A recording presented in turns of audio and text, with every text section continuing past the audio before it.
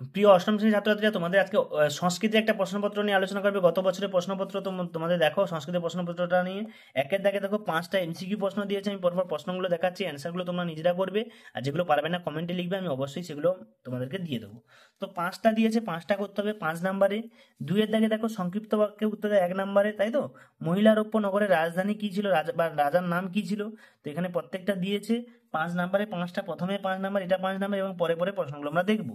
তারপরে এখানে শূন্যস্থান পূরণ দিয়েছে 2 নম্বরে একটা, দেখো শূন্যস্থান পূরণ। এবং এখানে 4-এর দাগে দেখো হাফ নাম্বার করে 3টে 1.5 নাম্বারে দিয়েছে। এখানে শব্দরূপ গঠন করতে বলছে। প্রতি শব্দের প্রথমা বহুবচন, রাজন শব্দের তৃতীয় একবচন এবং বাড়ি শব্দের দ্বিতীয় বহুবচন, বধূ শব্দের চতুর্থ একবচন কি হবে? বিদ দাগে দেখো এখানে ধাতুরূপ লিখতে বলেছে।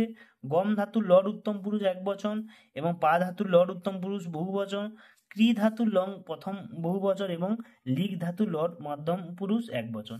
তো এই হচ্ছে তোমাদের টোটাল সংস্কৃতের প্রশ্নপত্র। তো তোমরা যেগুলো অ্যান্সার পাবে নিজেরা করবে, যেগুলো পারবে না আমাকে কমেন্টে জানাবে।